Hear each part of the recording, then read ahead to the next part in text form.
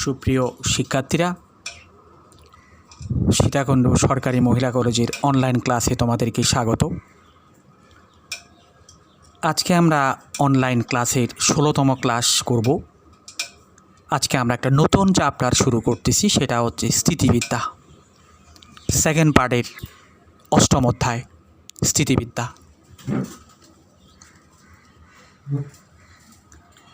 তাইলে সেটা আমরা শুরু করতে যাচ্ছি। এগুলো শুরু করার আগে আরেকটু কথা আমি বলে রাখি যে স্থিতিবিদ্যা এবং গতিবিদ্যা এই দুটো চ্যাপ্টারকে বলা হচ্ছে বলবিদ্যা। এই সেকেন্ড পার্টের মধ্যে চ্যাপ্টারগুলো অপেক্ষাকৃত একটু বেশি করে পড়াশোনা করতে হয়। জটিল বলবো না, একটু মনোযোগ দিয়ে পড়াশোনা করতে হয়, তাইলে তোমরা বুঝবে। এগুলোর সাথে ফিজিক্সের মিল আছে, অনেকগুলো অঙ্ক আছে হুবাহু, ফিজিক্সেও আছে এই ধরনের অঙ্ক আছে। বলবিদ্যাকে দুই ভাগে ভাগ করা হয়েছে, স্থিতিবিদ্যা এবং গতিবিদ্যা। আমাদের এখানেও দুটো চ্যাপ্টার আছে, একটা স্থিতিবিদ্যার চ্যাপ্টার, একটা গতিবিদ্যার চ্যাপ্টার। স্থিতিবিদ্যা মানে বল ক্রিয়া করার ফলেও যদি বস্তু স্থির অবস্থায় থাকে তাহলে এগুলো স্থিতিবিদ্যার অন্তর্ভুক্ত, আর বল ক্রিয়া করার ফলে যদি বস্তুর গতির সঞ্চারিত হয় তাহলে সেগুলো গতিবিদ্যার অন্তর্ভুক্ত। যেমন একটা বস্তুর উপর যখন বল প্রয়োগ করা হবে, বস্তুটা যে গতিশীল হতেও পারে, না হতে পারে। যদি বলের পরিমাণ কম হয় তাহলে বস্তুটা স্থিরে থাকবে, আর যদি বলের পরিমাণ যদি বেশি হয় যাতে বস্তুটাকে স্থানান্তর করতে পারে, স্থির বস্তুকে গতিশীল করতে পারে অথবা গতিশীল বস্তুকে গতির পরিবর্তন আনতে পারে, তখন সেটা গতিবিদ্যার অন্তর্ভুক্ত হয়ে যাবে। আমরা এখন স্থিতিবিদ্যা পড়া শুরু করব। স্থিতিবিদ্যার মধ্যে সব বলের কথাবার্তা। এখন আমরা শুরুতেই বলবো বল কি। বল হচ্ছে যে যা প্রয়োগের ফলে স্থিতিশীল বস্তু স্থিতির অবস্থান ঘটে কিংবা ঘটতে চায়, গতিশীল বস্তুর গতির পরিবর্তন ঘটে কিংবা ঘটতে চায়, সেটা হচ্ছে বল। যেমন ধরো আমি একটা দেওয়ালকে ধাক্কা দিলাম, দেওয়ালটা সরবে না, কিন্তু আমার বলকে যদি আমি 500 গুণ করে যদি দেওয়ালটাকে ধাক্কা দিই তাহলে দেওয়ালটা সরে যাবে। আমি যদি দেওয়ালটাকে ধাক্কা দিই দেওয়ালটা সরবে না, তাই বলে আমারটা বল বলা যাবে না এমনটি নয়, অবশ্যই বল। আমি ধাক্কা দেওয়ার পরেও যদি বলটা স্থানান্তরিত না হয়, স্থির থাকে, তাহলে অবশ্যই এটা স্থিতিবিদ্যার অন্তর্ভুক্ত। আর যদি স্থানান্তরিত হয় তাহলে এটা গতিবিদ্যার অন্তর্ভুক্ত হয়ে যাবে। এগুলো আমাদেরকে বুঝতে হবে। তাহলে দেখো আমরা এই স্থিতিবিদ্যা সম্পর্কে প্রাথমিক কথাবার্তা বললাম। অঙ্ক দেখেই বুঝতে পারবো আমরা এটা কি স্থিতিবিদ্যার অন্তর্ভুক্ত নাকি গতিবিদ্যার অন্তর্ভুক্ত। আচ্ছা, স্থিতিবিদ্যাকে বলে স্ট্যাটিক্স আর গতিবিদ্যাকে বলে ডিনামিক্স। এই স্ট্যাটিক্স এবং ডিনামিক্স দুটো মিলে বলা হচ্ছে মেকানিক্স, বাংলাতে বলা হচ্ছে বলবিদ্যা। বলবিদ্যার দুটো পার্ট, একটা স্থিতিবিদ্যা একটা গতিবিদ্যা। স্থিতিবিদ্যা থেকে সবসময় 10 নম্বরের একটা পুরো প্রশ্ন আসবে, গতিবিদ্যা থেকেও একটা 10 নম্বরের পুরো প্রশ্ন আসবে। এই চ্যাপ্টারগুলো খুবই ইম্পর্ট্যান্ট। অনেকে দেখো হয়তো এগুলো বাদ রাখতে পারে, কিন্তু আমি বাদ রাখার কথা একেবারেই বলবো না, কারণ এগুলো অন্য অন্য চ্যাপ্টার থেকেও বেশি একটা কঠিন নয়, তবে সিলেক্টিভ অঙ্কগুলো আসে, আমাদেরকে এই কথাগুলো মনে রাখতে হবে। দেখো আমরা এই স্থিতিবিদ্যা করার জন্য কয়েকটা ইম্পর্ট্যান্ট জিনিস আলোচনা করতেছি। যেমন হচ্ছে অন্তকেন্দ্র। অন্তকেন্দ্র এটা আমাদের প্রয়োজন হবে। অন্তকেন্দ্র অন্তকেন্দ্র কি? অন্তকেন্দ্র হচ্ছে যে, মনে করো এটা একটা ত্রিভুজ, যে কোনো একটা ত্রিভুজ। ত্রিভুজের যদি আমরা কোণগুলোর সমদ্বিখণ্ডক ত্রয় অঙ্কন করি, যেমন এ কোণের সমদ্বিখণ্ডক মনে করো এইটা, বি কোণের সমদ্বিখণ্ডক এইটা, সি কোণের সমদ্বিখণ্ডক এইটা। এই সমদ্বিখণ্ডক ত্রয় যেখানে মিলিত হয় এটাকে বলা হচ্ছে অন্তকেন্দ্র, ইংরেজিতে বলে ইন সেন্টার। আর এটিকে বলে অন্তবৃত্ত, এটিকে বলে অন্তবৃত্ত। তাহলে আমাদেরকে মনে রাখতে হবে অন্তকেন্দ্র মানে ত্রিভুজের কোণগুলোর সমদ্বিখণ্ডক ত্রয়ের ছেদবিন্দু। যেমন এ আইটা এ কোণকে সমদ্বিখণ্ডিত করেছে, বি আইটা বি কোণকে সমদ্বিখণ্ডিত করেছে, সিআই সিকোণকে সমদ্বিখণ্ডিত করেছে। সমদ্বিখণ্ডক ত্রয়ের ছেদবিন্দুটা হচ্ছে অন্তকেন্দ্র, এটা আমরা জানলাম। অন্তকেন্দ্রের পরে দেখো এবার দেখব আমরা পরিকেন্দ্র। এগুলো আসবে অঙ্কের মধ্যে আসবে, যাতে আমাদের বুঝতে অসুবিধা না হয়, এই জন্য আমরা এগুলো এইভাবে দেখছি। পরিকেন্দ্র, পরিকেন্দ্র বলতে আমরা দেখো এবিসি ত্রিভুজ মনে করি। পরিকেন্দ্র হচ্ছে বাহুগুলোর লম্ব দ্বিখণ্ডক ত্রয়ের ছেদবিন্দু। মনে করো ডি হচ্ছে বিসি এর মধ্যবিন্দু, তাইলে এই বাহুটা বিসি বাহুর লম্ব দ্বিখণ্ডক। ই হচ্ছে এসি এর যে মধ্যবিন্দু, তাহলে এটা এসি এর যে লম্ব দ্বিখণ্ডক। এফ হচ্ছে এবি এর যে মধ্যবিন্দু, তাইলে এটা হচ্ছে এবি বাহুর লম্ব দ্বিখণ্ডক। মানে বাহুগুলোর লম্ব দ্বিখণ্ডক ত্রয়ের ছেদবিন্দু যেখানে মিলিত হয় এটাকে বলা হচ্ছে পরিকেন্দ্র। আর এইটিকে বলা হচ্ছে পরিবৃত্ত, এইটিকে বলা হচ্ছে পরিবৃত্ত। তোমাদেরকে বুঝে নিতে হবে, একটু খেয়াল করলে বুঝে যাবে, কঠিন নয়। তাইলে অন্তকেন্দ্র গেল, পরিকেন্দ্র গেল, এবার ভরকেন্দ্র। ভরকেন্দ্রের সাথে বোধহয় আমরা আগে থেকেই কিছুটা পরিচিত আছি। ভরকেন্দ্র হচ্ছে বাহুগুলোর মধ্যমা ত্রয়ের ছেদবিন্দু। যেমন এবিসি একটা ত্রিভুজ, বিসি বাহুর মধ্যবিন্দু হচ্ছে ডি, সি এ বাহুর মধ্যবিন্দু ই, এবি বাহুর মধ্যবিন্দু এফ আমরা মনে করলাম।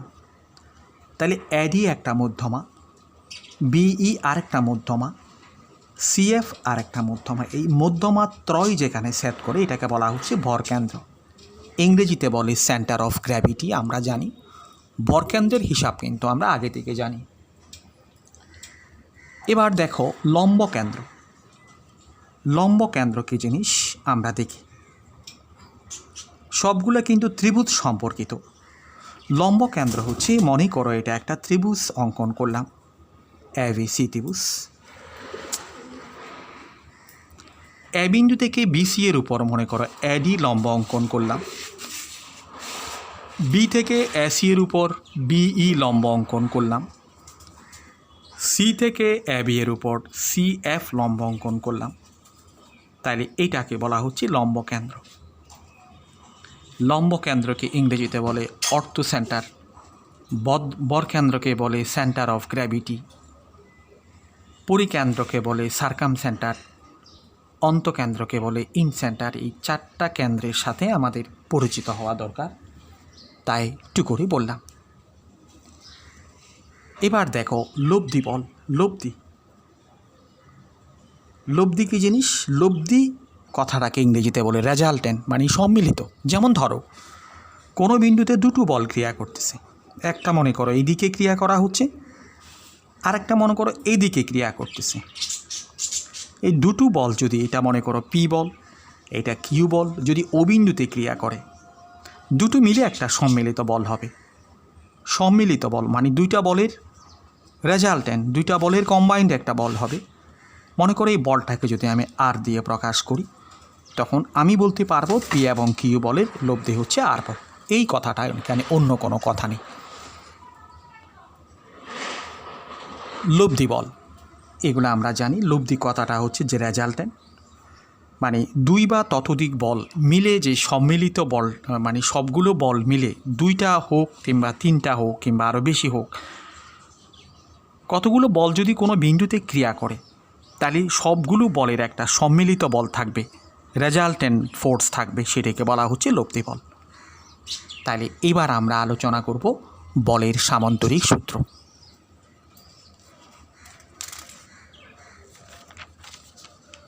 দেখো বলের সামান্তরিক সূত্র আমরা একটু মনোযোগ দিতে হবে।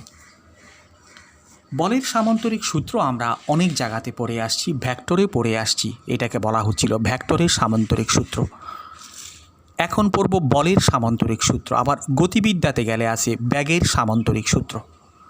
যেমন ধরো আমরা ও বিন্দুতে দুটো বল ক্রিয়া করতেছে, ও এ বরাবর পি একটা বল ক্রিয়া করতেছে, আর ও বি বরাবর কিউ আর একটা বল ক্রিয়া করতেছে, এটা পি বল, এটা কিউ বল। তাহলে দেখো ও বিন্দুতে দুটো বল ক্রিয়া করতেছে, এটা পি বল আর একটা কিউ বল, দুটো বল একই সময়ে ও বিন্দুতে ক্রিয়া করতেছে।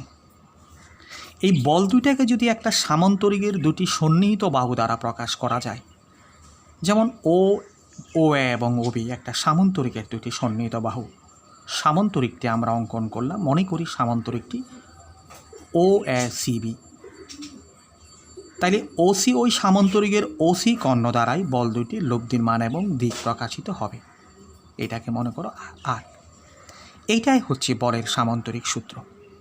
তাহলে বলের সামান্তরিক সূত্র কি, কোনো বিন্দুতে একই সময়ে দুটো বল যদি এমনভাবে ক্রিয়া করে বলগুলোকে একটা সামান্তরিকের দুটি সন্নিহিত বাহু দ্বারা মানে এবং দিকে প্রকাশ করা যায়, তাহলে ওই সামান্তরিকের ওই বিন্দুগামী কর্ণ দ্বারা বল দুটির লব্ধির মান এবং দিক প্রকাশিত হবে। এইটাই হচ্ছে বল সামান্তরিকের সূত্র।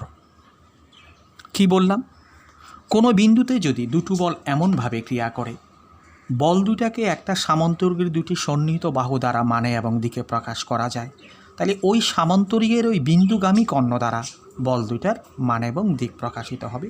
এটা হচ্ছে বল সামান্তরিক সূত্র। এইটা বল থাকলে বলের সামান্তরিক সূত্র, ব্যাগ থাকলে ব্যাগের সামান্তরিক সূত্র, ভেক্টর থাকলে ভেক্টরের সামান্তরিক সূত্র, কথা একই। আচ্ছা, এখন দেখো আমরা এই মনে করো পি এবং কিউ বল দুটি ও বিন্দুতে আলফা কোণে ক্রিয়া করতেছে। এখন এই দুইটা বলের লব্ধি বলটা আর বল, আমি লব্ধি বলের মান বের করব, আর এর মান বের করব, আর এর মান বের করব। আর যেহেতু একটা বল ভেক্টর রাশি, শুধু মানও বের করব, দিকও বের করব। মনে করলাম যে লব্ধি বলের দিকটা পি বলের সাথে থিটা কোণে ক্রিয়া করে। কি বললাম, ও বিন্দুতে ও এ বরাবর পি বল, ও বি বরাবর কিউ বল আলফা কোণে ক্রিয়া করায়। এই দুইটা বলের লব্ধি ও এ সি বি সামান্তরিকের কর্ণ ও সি বরাবর ক্রিয়া করে। এই লব্ধি বলটা পি বলের সাথে থিটা কোণে ক্রিয়া করে। আমরা এখানে আর এর মান এবং দিক বের করব। দেখো, সেটা করার জন্য আমরা কি করতেছি একটু খেয়াল করো। আমরা সি বিন্দু থেকে ও এর বর্ধিত অংশের উপরে সিডি লম্ব অঙ্কন করি। সিডি লম্ব অঙ্কন করলাম। কি করলাম, সি বিন্দু থেকে ও এর বর্ধিত অংশের উপরে সিডি লম্ব অঙ্কন করলাম। এখন এই কোণটা যদি আলফা হয়, মানে বি ও এ কোণটা যদি আলফা হয়, এই কোণটা অবশ্যই আলফা। তাহলে তুমি দেখো সি এ ডি ত্রিভুজের মধ্যে, ত্রিভুজ সি এ ডি এ, এই ত্রিভুজের মধ্যে দেখি আমরা এটা একটা সমকোণী ত্রিভুজ। সমকোণী ত্রিভুজের এডি হচ্ছে ভূমি, সিডি হচ্ছে লম্ব এবং এসি হচ্ছে অতিভুজ। আমরা জানি যে cos theta equal to cos alpha, এখানে থিটা বলতে alpha, cos alpha equal to AD by AC, ভূমি বাই অতিভুজ। সুতরাং ভূমি ইকুয়াল টু দেখো এডি ইকুয়াল টু আমরা লিখতে পারি এসি কস আলফা, আর এসি যে কথা কিউ একই কথা, তার মানে কিউ কস আলফা আমরা জানলাম। কার মান? এডি এর মান পেলাম। এটা লাগবে, এই জন্য আমরা বের করে রাখছি। এবার দেখো আমরা সিডি বের করব। সিডি বের করতে সাইন লাগবে। সাইন আলফা ইকুয়াল টু কী হবে? সাইন আলফা ইকুয়াল টু হচ্ছে লম্ব বাই অতিভুজ, সিডি বাই এসি। সুতরাং সিডি ইকুয়াল টু হচ্ছে এসি সাইন আলফা, তার মানে পি সাইন আলফা, পি না Q sine alpha, Q sine alpha, P কেন হবে? Q sine alpha. তাহলে আমরা এডি এর মান বের করে নিলাম, সিডি এর মান বের করে নিলাম, কেন লাগবে সেই কারণে। এবার দেখো ও সি ও ডি একটি সমকোণী ত্রিভুজ, ত্রিভুজ সি ও ডি এ, এটা একটা সমকোণী ত্রিভুজ। কেন? সি থেকে ও এর বর্ধিতাংশের উপর আমি সিডি লম্ব অঙ্কন করেছি, এটা সমকোণ।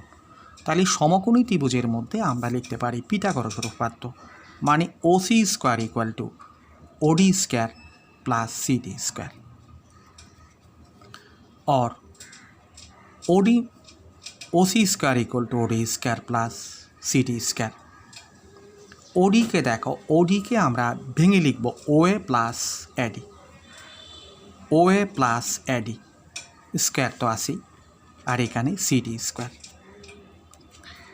এখন দেখো ওসি ইকুয়াল টু আর, তাহলে মান বসিয়ে দিলাম আর স্কোয়ার ইকুয়াল টু ও এ মানি কত, ও এ মানি হচ্ছে পি, অ্যাডি কত, অ্যাডি এর মান আমরা বের করে রেখেছি Q cos alpha. AD equal to আমরা লিখলাম যে Q cos alpha whole square equal to CD square, CD মানি Q sine alpha, Q sine alpha whole square, और R square equal to A plus B whole square सूत्र P square plus 2 P Q cos alpha plus Q square cos square alpha plus Q square sine square alpha, और R square equal to P square এই দুটো থেকে যদি আমি Q square common নিই cos square alpha plus sine square alpha equal to 1, অর্থাৎ পুরোটা থাকতেছে শুধু কিউ স্কোয়ার, এই পুরোটা শুধুই কিউ স্কোয়ার হচ্ছে plus 2 P Q cos alpha. So R equal to আমরা পেলাম root R of P square plus Q square plus 2 P Q cos alpha. তাহলে দেখো আমরা লব্ধির মান পেয়ে গেলাম। লব্ধির মান বের করতে গেলে তাহলে আমাদের কী কী লাগবে, পি এর মান লাগবে, কিউ এর মান লাগবে, এবং ওদের অন্তর্ভুক্ত কোণটা যদি আমরা জানি তাহলে R equal to root R of P square plus Q square plus 2 P Q cos alpha. লব্ধির মানটা আমরা পেলাম। এবার আমরা লব্ধির দিক বের করব। লব্ধির দিক আমরা মনে করলাম যে লব্ধিটা পি বলের সাথে থিটা কোণে ক্রিয়া করে। ওই কথাগুলো লিখতে হবে। মনে করি লব্ধি বল আর পি বলের সাথে থিটা কোণে ক্রিয়া করে, পি বলের সাথে থিটা কোণে ক্রিয়া করে।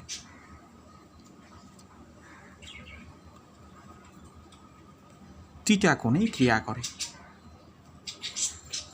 তাহলে দেখো আবার এই ত্রিভুজের জন্য আমরা কি লিখতে পারি, ট্যান থিটা ইকুয়াল টু কি লিখতে পারি, ট্যান থিটা ইকুয়াল টু আমরা লিখতে পারি লম্ব বাই ভূমি মানে সিডি বাই ওডি, সিডি বাই ওডি, ওডিকে আমরা ও এ প্লাস এডি লিখতে পারি।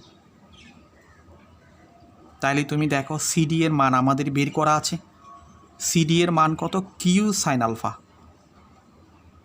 ও এ মানি কত, ও এ মানে হচ্ছে পি, আর এডি মানে হচ্ছে কিউ কস আলফা। সুতরাং থিটা ইকুয়াল টু যদি আমাদেরকে বের করতে হয় আমরা লিখতে পারবো tan inverse of Q sine alpha divided by P plus Q cos alpha. এই দুটো জিনিস আমাদেরকে মনে রাখতে হবে, একটা হচ্ছে লব্ধির মানের সূত্র আর একটা হচ্ছে লব্ধির দিকের সূত্র। এটা আমাদের এটা এই মনে রাখতে হবে। তাহলে দেখো আমরা এগুলো নিয়ে, এই হচ্ছে বলের সামান্তরিক সূত্র, এবং এটা হচ্ছে বলের সামান্তরিক সূত্র ব্যবহার করে লব্ধির মান বের করা এবং দিক বের করা। এই কথাগুলো আমাদের একটু মনে রাখতে হবে। দেখো আমরা যদি মনে করো পি এবং কিউ বল দুটো যদি একই দিকে ক্রিয়া করে, পি এবং কিউ বল দুটো একই দিকে ক্রিয়া করে, মনে করো পি যেদিকে ক্রিয়া করতেছে কিউ বলো সেদিকে ক্রিয়া করতেছে, মনে করি ও বিন্দু থেকে পিও এদিকে কিউ এদিকে, সেই সময় লব্ধি বল কী হবে, সেই সময় যদি লব্ধি বল আর হয়, লব্ধি বল আর ইকুয়াল টু হবে P square plus Q square plus 2 P Q cos alpha. Alpha মানে 0 ডিগ্রি, কারণ দুটো একই দিকে ক্রিয়া করতেছে 0 ডিগ্রি।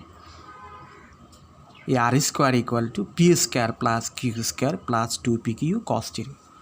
আর এইটির মানে হচ্ছে কস 0-র মান হচ্ছে 1, তার মানে P square plus Q square plus 2 P Q.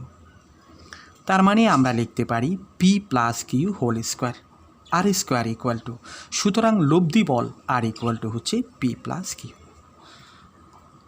তার মানে লব্ধি বল পি প্লাস কিউ হবে কখন, যখন বল দুটো একই দিকে ক্রিয়া করে, অর্থাৎ বল দুটার অন্তর্ভুক্ত কোণ যখন 0 ডিগ্রি, তখন লব্ধি বল হবে সরাসরি বল দুটার সমষ্টি। এটা মনে রাখতে হবে, এটা হচ্ছে দুইটা বলের বৃহত্তম লব্ধি, maximum resultant of the two force. একটা বল পি আর একটা বল কিউ যদি কোনো বিন্দুতে ক্রিয়া করে, সর্বোচ্চ লব্ধি হবে সরাসরি ওদের সমষ্টি। এটা কখন হবে? যদি তারা একই দিকে ক্রিয়া করে। মনে রাখতে হবে এটা হচ্ছে ম্যাক্সিমাম আর ম্যাক্স। দুটো বলের বৃহত্তম লব্ধি হচ্ছে সরাসরি পি প্লাস কিউ। কখন? যখন ওরা একই দিকে ক্রিয়া করে। এটা হচ্ছে maximum resultant of the two forces. অঙ্ক করতে লাগবে, এই কনসেপ্টগুলো যদি আমরা বুঝি হবে। একটু মনোযোগ দিতে হবে সব সময়ের জন্য। এবার দেখো, যদি মনে করো পি এদিকে ক্রিয়া করে, পি বলটা এদিকে ক্রিয়া করে, ও এ বরাবর পি বল ক্রিয়া করে, এবং ও বি বরাবর মনে করো কিউ বল ক্রিয়া করে, তখন লব্ধি বের করব আমি। ও বিন্দুতে পরস্পর বিপরীত দিকে ক্রিয়া করে, তাহলে অবশ্যই এই কোণটা হবে 180 ডিগ্রি। সেই সময় লব্ধি কী হবে? সেই সময় লব্ধি হবে আর স্কোয়ার ইকুয়াল টু, সেই সময় লব্ধি যদি আমি আর মনে করি, সেই সময়কার লব্ধি হবে R square equal to P square plus Q square plus 2p Q cos alpha. Alpha মানে 180 ডিগ্রি। আর P square plus Q square cos 180 ডিগ্রির ভ্যালু -1 আমরা জানি, তার মানে -2p কিউ। তার মানে আর স্কোয়ার ইকুয়াল টু হচ্ছে P minus Q whole square. So R equal to হচ্ছে পি মাইনাস কিউ, মানে লব্ধি হচ্ছে পি মাইনাস কিউ। কখন? যদি পি গ্রেটার দেন কিউ হয়। অবশ্যই পি বড় হলে না পি থেকে কিউ চলে যাবে। এই জন্য দুটো বল যখন বিপরীত দিকে ক্রিয়া করে, একই সরলরেখা বরাবর 180 ডিগ্রি কোণে, মানে পরস্পরের বিপরীত দিকে ক্রিয়া করে, ওদের লব্ধি হবে যে সরাসরি ওই বড় বল থেকে ছোট বলটা বিয়োগ। এবং এটা হচ্ছে মিনিমাম রেজাল্টেন্ট, মনে রাখতে হবে। এটা হচ্ছে দুটো বলের সবচাইতে ন্যূনতম লব্ধি বল যদি তারা পরস্পর বিপরীত দিকে ক্রিয়া করে, অর্থাৎ 180 ডিগ্রি কোণে ক্রিয়া করে। দেখো, এক্ষেত্রে আমরা যদি বলি যে পি ইকুয়াল টু কিউ, তখন কি হবে? পি যদি কিউ এর সমান হয়, পি যদি কিউ এর সমান হয়, এটা যদি আমরা এখানে বসাই, তখন রেজাল্টেন্ট ইকুয়াল টু 0 হয়ে যাবে। ওই পি কিউ এর সমান পি মাইনাস কিউ, অথবা Q minus Q equal to 0, অথবা P minus P equal to 0। কখন হবে? যদি বল দুটি সমান এবং বিপরীত মুখে হয়। এটা আমরা এমনিও জানি, দুটো বল যদি সমান এবং বিপরীত মুখে ক্রিয়া করে, তাহলে ওদের লব্ধি হবে যে সরাসরি 0। এটা তো আমরা এমনিও নর্মালি জানি। এটা আমরা বলের সামান্তরিক সূত্র দিয়ে প্রমাণ করিয়ে দিলাম। তাহলে মনে রাখতে হবে এটা হচ্ছে maximum resultant of the two forces when the act at an angle 0। এটা হচ্ছে minimum resultant of two forces when the act at an 180 degree angle. এবার দেখো, আমরা বইয়ের একটা উদাহরণ দেখি, তাইলে আমাদের একটু ক্লিয়ার হয়ে যাবে।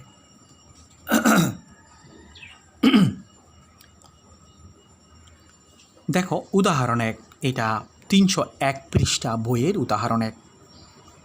প্রশ্নটা বুঝবো, উত্তরটা দেখব, তাইলে আমাদের কথাগুলো আরও ক্লিয়ার হয়ে যাবে। বল সামন্তরিক সূত্র কিচ্ছু না, একেবারে খুব ইজি একটা জিনিস। দেখো, উদাহরণ 1 আমি পড়ছি। 7 ও 8 কিলোগ্রাম ভরের দুটি বলের লব্ধি 13 কিলোগ্রাম। দুটো বল, একটা হচ্ছে 7 কিলোগ্রাম আর একটা হচ্ছে 8 কিলোগ্রাম ওজনের দুটি বলের লব্ধি 13 কিলোগ্রাম হলে বলদ্বয়ের মধ্যবর্তী কোণ ও দিক নির্ণয় করতে হবে। একটা বল 7 কিলোগ্রাম আর একটা বল যদি 8 কিলোগ্রাম হয় এবং ওদের রেজাল্টেন্টটা যদি 13 কিলোগ্রাম হয়, ওদের লব্ধি রেজাল্টেন্ট 30 কিলোগ্রাম হলে ওদের মধ্যবর্তী কোণ মানে আলফা বের করতে হবে এবং দিক বের করতে হবে। দিক মানে লব্ধি বলটা এই প্রথম বলের সাথে যে কোনো উৎপন্ন করে সেটাকে দিক বোঝাচ্ছে। তাহলে সমাধানটা আমরা দেখি। মনে করি 7 কেজি ও 8 কেজি ওজনের বলদ্বয়ের মধ্যবর্তী কোণ আলফা। তাহলে আলফা যদি মনে করি, আমরা সূত্র জানি, এই R square equal to P square plus Q square plus 2p Q cos alpha. এখানে আর মানি রেজাল্টেন্ট 13 কিলোগ্রাম। পি মানি যে কোনো একটা, সাধারণত প্রথমটাকে ধরি। পি মানে হচ্ছে 8 কিলোগ্রাম ওজন, আর কিউ মানে হচ্ছে পি মানে হচ্ছে 7 কিলোগ্রাম আর কিউ মানে হচ্ছে 8 কিলোগ্রাম। এখানে সূত্রতে বসিয়ে দিলাম। এই R square equal to P square plus Q square plus 2p Q cos alpha, সেখান থেকে ক্যালকুলেশন করে করে পেলাম যে cos alpha equal to half. Half মানে কস 60 ডিগ্রির মান হাফ। তাহলে কস আলফা ইকুয়াল টু যদি কস 60 ডিগ্রি হয় তাহলে অবশ্যই আলফা ইকুয়াল টু 60 ডিগ্রি। ওই বল দুইটার মধ্যবর্তী কোণের মান আমরা পেয়ে গেলাম। তাহলে যদি আমাদের দুটো বল দেওয়া থাকে, বলগুলোর লব্ধি দেওয়া থাকে, ওদের মধ্যবর্তী কোণের মান আমরা বের করতে পারি। এই কোণ যেটা বের করতে বলেছে সেটা বের করে ফেলেছি। এবার দিক বের করতে হবে। দিক মানে লব্ধিটা এই 7 কিলোগ্রাম ওজনের বলের সাথে কত কোণ উৎপন্ন করছে সেটা এখানে লিখে দিয়েছে। মনে করি লব্ধি আর 7 কিলোগ্রাম ওজনের ক্রিয়ারেখার সাথে থিটা কোণে ক্রিয়া করে, থিটা কোণ উৎপন্ন করে। তাহলে আমরা জানি যে ট্যান থিটা ইকুয়াল টু, সূত্র পড়ে আসছি আমরা, Q sine alpha. Q sine alpha, Q মানে যেটার সাথে উৎপন্ন করে সেটা নয়, অপরটাকে কিউ। এখানে পি মানি 8, কিউ মানি পি মানি 7, কিউ মানি 8, কিউ সাইন আলফা। আলফার মান তো আমরা আগে বের করেছি, তার মানে 8 sine alpha divided by P plus Q cos alpha. এই মানগুলো বসিয়ে দেওয়ার পরে ক্যালকুলেশন পয়েন্ট দিয়ে দেওয়ার দরকার নেই, সরাসরি এইভাবেই করো তাইলে সুবিধা। 4√3/11 ক্যালকুলেটারে করতে গেলে পয়েন্ট চলে আসবে, পয়েন্ট থেকে এই জিনিসটা আরও বেশি ভালো। 4√3/11 tan theta equal two, so theta equal two tan inverse of 4√3/11। এই কোণ উৎপন্ন করে। লব্ধি বলটা 7 কিলোগ্রাম ওজনের বলের সাথে এই কোণটা উৎপন্ন করে, ট্যান ইনভার্স অফ 4√3/11 কোণ উৎপন্ন করে। তো এখানে কিছু কথা আছে, এগুলো পড়লে ভালো, এগুলো পড়লে অঙ্ক করতে অনেক সুবিধা হবে, এগুলো তোমরা পড়ে নিবা। এইবার আমরা আরেকটা জিনিস পড়তেছি, অংশক বা উপাংশ। এই জিনিসগুলো আমরা পড়তেছি। দেখো তাইলে আমি খাতাতে চলে যাচ্ছি, আগেরটাতে চলে আসো, অংশক বা উপাংশ। দেখো এখানে কি পড়েছিলাম আমরা, ও বিন্দুতে দুটো বল ক্রিয়া করে, একটা পি বল আর একটা কিউ বল। এই দুইটা বলের লব্ধি হচ্ছে আর বল, মানে এই দুইটা বল মিলে কম্বাইনলি হচ্ছে লব্ধি বল। আমি এই জন্য এখানে দুটো তীর চিহ্ন দিয়েছি, মানে দুটার সম্মিলিত বল এটা, এটা আলাদা কোনো বল নয়, এই দুইটার রেজাল্ট হচ্ছে এটা। তাহলে পি এবং কিউ বলের লব্ধি হচ্ছে আর। এখন ধরো আরকে যদি আমরা একটা বল হিসাবে চিহ্নিত করি, তাহলে পি এবং কিউ হচ্ছে আর এর অংশক। পি এবং কিউ হচ্ছে আর এর অংশক, মানে পার্টস। কি বললাম, আরকে যদি আমরা একটা বল মনে করি, তাহলে পি এবং কিউ হচ্ছে আর এর অংশ অথবা উপাংশ। আর অংশকগুলো যদি পরস্পর লম্ব হয় তখন এগুলোকে বলে লম্বাংশ। যেমন ধরো এখানে চলে আসে আমরা, একটা বল এভাবে ক্রিয়া করতেছে, মনে করো ও এ বরাবর পি বলটা ক্রিয়া করছে। এই বলটার আমি লম্বাংশ বের করব। লম্বাংশ মানে একটু আগেই বলেছি, যদি অংশগুলো যদি পরস্পর লম্ব হয় তখন এগুলোকে বলে লম্বাংশ। মানে এই বলটাকে আমরা বিভাজন করব, দুই ভাগে ভাগ করব, দুই ভাগে অংশক নিব। মনে করো এটা ওসি, এটা ওডি, এগুলো পরস্পর লম্ব, এবং পি বলটা ওসি এর সাথে থিটা কোণ উৎপন্ন করে। আমি এ থেকে ওসি এর উপর এডি লম্ব অঙ্কন করি, তাহলে ওডিটাই হচ্ছে ওসি বরাবর পি বলের অংশক অথবা লম্বাংশ অথবা উপাংশ। লম্বাংশ মানে অংশকগুলো যখন পরস্পর লম্ব, এটা লম্ব। আবার দেখো এ বিন্দু থেকে আমরা ওডি এর উপর মনে করো ই লম্ব অঙ্কন করেছি, তাহলে ওইটা হচ্ছে ওডি বরাবর পি বলের লম্বাংশ। কি বললাম, ওডি হচ্ছে ভূমি বরাবর পি বলের লম্বাংশ, এক্ষেত্রে ভূমি বলছি আর কি, তাতে অসুবিধা নেই। আর ওইটা হচ্ছে লম্ব বরাবর পি বলের লম্বাংশ, এটা ভূমি বরাবর, এটা লম্ব বরাবর, দুটাই কিন্তু লম্বাংশ। এখন আমি লম্বাংশগুলো বের করব।